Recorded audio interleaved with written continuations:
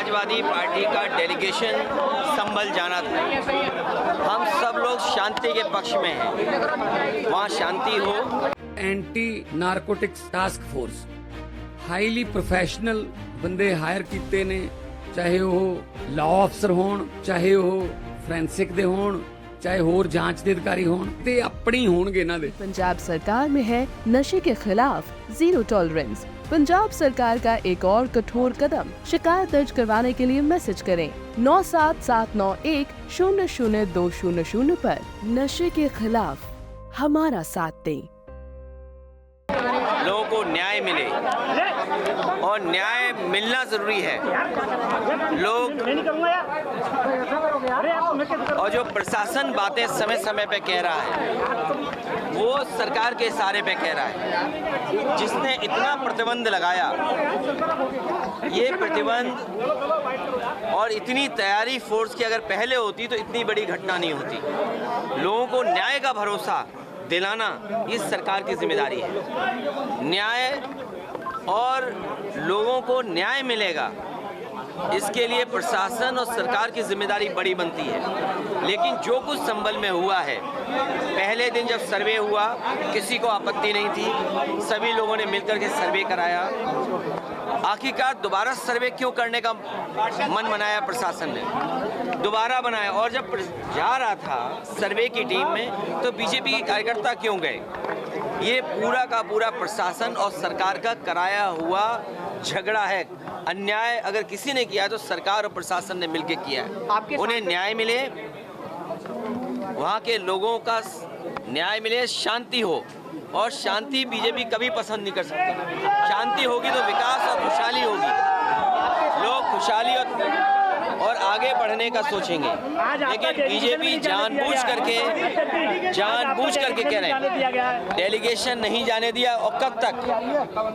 अंतर्गतवा delegation या लोगों को मिलने तो आप देंगे ना। कब तक आप ये भी कोशिश करते हो कि पूरे संभल में टीन लगा दो? याद कीजिए, लखनऊ में टीन लगाई थी, क्या संभल में भी टीन लगा देंगे? हर जगह थे।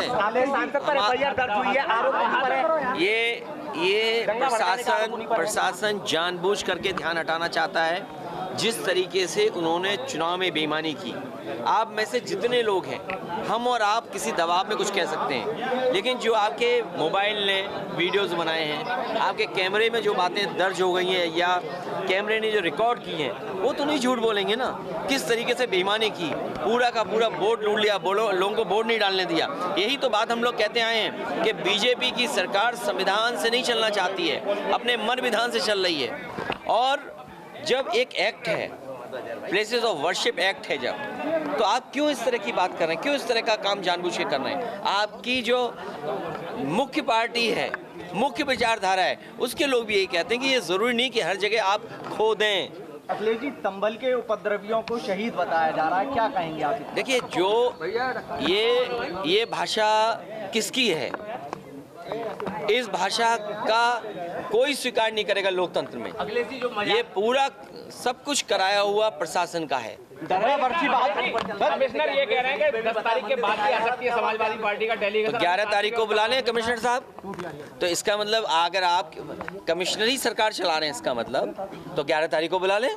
अच्छा, ये बताइए, अगर उनको ये लगता है कि इस तारीख तक आना ठीक नहीं है, आप जो पीड़ित हैं उन पर दबाव क्यों बना रहे हो? वो तो वीडियोस वायरल हो रहे हैं। तो सुप्रीम कम से कम इस बात को ऑब्जर्व करेगा कि कैसा दबाव बनाया जा रहा है। अजमेर की दरगाह है, बगल को लेकर याचिका दायर की गई। अजमेर वाली दरगाह को लेकर क्या कहना चाहिए? प्लेसेस ऑफ वर्शिप एक्ट के बाद इस तरह की बात उठाना, भारतीय जनता पार्टी जानबूझ करके इस तरह का माहौल बना रही है। जितने भी लोग हैं ये सब भारतीय जनता पार्टी के समर्थित लोग हैं। इस देश में शांति होगी तभी विकास होगा, तभी खुशहाली आएगी, तभी लोगों का जीवन बदलेगा। और बीजेपी कभी भी शांति नहीं चाहती। डिप्टी केशव प्रसाद मौर्य ने कहा है कि समाजवादी पार्टी दंगा कराना चाहती है और खींच बिठा रही है हार का उपचुनाव की। समाजवादी पार्टी आवाज उठा रही है उनके खिलाफ जो उत्तर प्रदेश को संविधान से नहीं चलने देना चाहते हैं, कानून से नहीं चलने देना चाहते। किसने नहीं देखा कि बूथ लूटा गया? कोई सियासत नहीं है किसी स्टेटस को लेकर के। ये जो लोग सियासत करना चाहते हैं वो शिक्षा के क्षेत्र में कोई काम नहीं करना चाहते। 2027 की मांग करते हैं एमपीओ के अंदर। हमारी उनकी कोई तैयारी नहीं है। इस बार जनता उनको हराने जा रही है। जनता ने तैयारी कर ली है कि जिस तरीके से उन्होंने कुदरी है, वो वोट की लूट जनता कभी लोकतंत्र में स्वीकार नहीं कर सकती है। जो एक विधानसभा बची है उसमें किस तरह के परिणाम लग रहे हैं? उसमें मैं तो कहूँगा अलीगढ़ के पूरे मीडिया के लोग, आपके माध्यम से पूरे देश के मीडिया के लोग और दुनिया के मीडिया के लोग आए कि कितना अच्छा लोकतांत्रिक व्यवस्था यहाँ पर है, कि कितनी आज़ादी के साथ लोगों को वोट डालने का मौका मिलता है। और आप लोग आइए, कम से कम देखिए कि लोकतंत्र हमारा कितना स्वस्थ है और अयोध्या का चुनाव जरूर देखने आइए। योगी आदित्यनाथ 2027 की बात कर रहे हैं, कह रहे हैं 2027 हम जीत लेंगे। 2027 की बात कर रहे हैं, 2027 जीतेंगे। ये जो बेईमानी की है, लूट की है वोट की, वो केवल अपनी कुर्सी बचाने के लिए की है।